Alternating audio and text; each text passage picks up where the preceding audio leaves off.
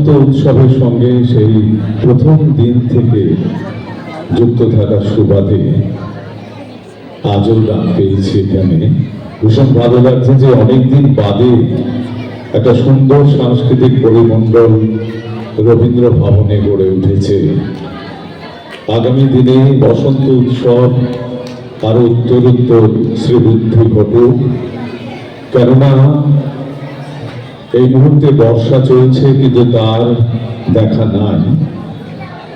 হাঁসফাঁস করা গরমের মধ্যেও এতগুলো মানুষ আজকে এখানে এসে উপস্থিত হয়েছেন, আমি তাদের আন্তরিক অভিনন্দন এবং শুভেচ্ছা জানাচ্ছি।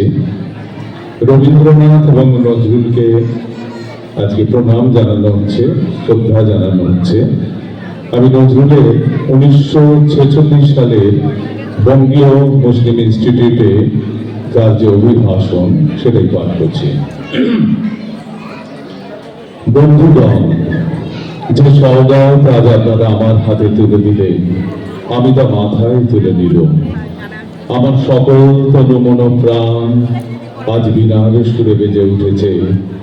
তাতে শুধুমাত্র একটি সুরে ধ্বনিত হচ্ছে, আমি ধন্য হলুম, আমি ধন্য হলুম।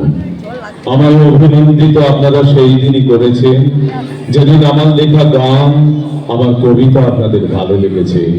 বিংশ শতাব্দীর অসম্ভবের সম্ভাবনার যুগে আমি জন্মগ্রহণ করেছি। এরই অভিযান সেনাদলের তুচ্ছ বাদকের একজন আমি। এই হোক আমার সবচেয়ে বড় পরিচয়। আমি এই দেশে, এই সমাজে জন্মগ্রহণ করেছি বলেই আমি শুধু এই দেশের, এই সমাজেরই নই, আমি সকল দেশের সকল মানুষের। কবি চায় না দান, কবি চায় প্রীতি, কবি চায় অঞ্জলি, কবিতা আর দেবতা সুন্দরের প্রকাশ। তার স্তবজ্ঞানী আমার ধর্ম। তাই বলছি, আমি শুধু সুন্দরের হাতে বীণা, পায়ে পদ্মফুলি দেখিনি, তার চোখে চোখ ভরা জলও দেখেছি। শ্মশানের পথে, গোরস্থানের পথে তাকে ক্ষুধাদীর্ণ মূর্তিতে ব্যথিত পায়ে চলে যেতে দেখেছি। কারাগারের অন্ধকারেও তাকে দেখেছি, যুদ্ধভূমিতেও তাকে দেখেছি, ফাঁসির মঞ্চেও তাকে দেখেছি। আমাকে বিদ্রোহী বলে খামোকা লোকের মনে ভয় ধরিয়ে দিয়েছেন কেউ কেউ। এই নিরীহ যাত্রাকে আঁচড়ে কামড়ে বয়ে নিয়ে বেড়াবার ইচ্ছা আমার কোনো দিনই নেই। আমি বিদ্রোহ করেছি, বিদ্রোহের গান গেয়েছি, যা পচা, পুরাতন, কলুষিত সেই মিথ্যা সনাতনের বিরুদ্ধে, ধর্মের নামে ভণ্ডামি আর কুসংস্কারের বিরুদ্ধে। কেউ বলে আমার বাণী জবর, আবার কেউ বলেন কাফের। আমি বলি ও দুটোর কোনোটাই নয়। হিন্দু মুসলমানকে এক জায়গায় দাঁড় করিয়ে হ্যান্ডশেক করাবার চেষ্টা করেছিলাম, গালা গালিকে গলা গলিতে পরিণত করার চেষ্টা করেছি। ওদের হাতে হাত মেলানো যদি হাতাহাতের চেয়েও অশোভন কিছু হয়ে থাকে, তাহলে ওরা আপনি হাতছাড়া হয়ে যাবে। আমার গাঁট ছড়ার বাঁধন কাটতে ওদের মোটেই বেগ পেতে হবে না, কেননা একজনের হাতে আছে লাঠি, আর একজনের রাস্তিনে আছে ছুরি। হিন্দু মুসলমানি দিন রাত হানাহানি, জাতিতে জাতিতে বিদ্বেষ, যুদ্ধ বিগ্রহ।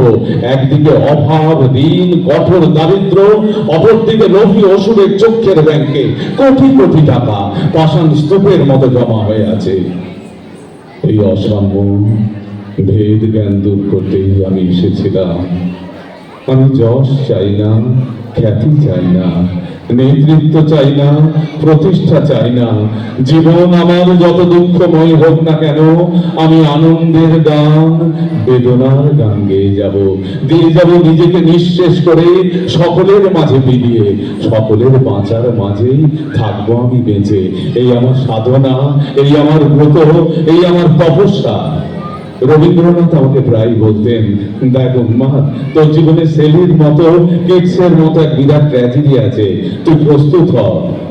জীবনের সেই ট্র্যাজেডি দেখবার জন্য কতদিন অকারণে অন্যের জীবনকে অশ্রুর বরসায় আচ্ছন্ন করে দিয়েছি, অথচ নিজেরই জীবন রয়ে গেল বিশুষ্ক মরুভূমির মতো তপ্ত, শুধু মেঘের ঊর্ধ্বে শূন্যতার মতো, কেবল হাসি, কেবল গান, কেবল বিদ্রোহ।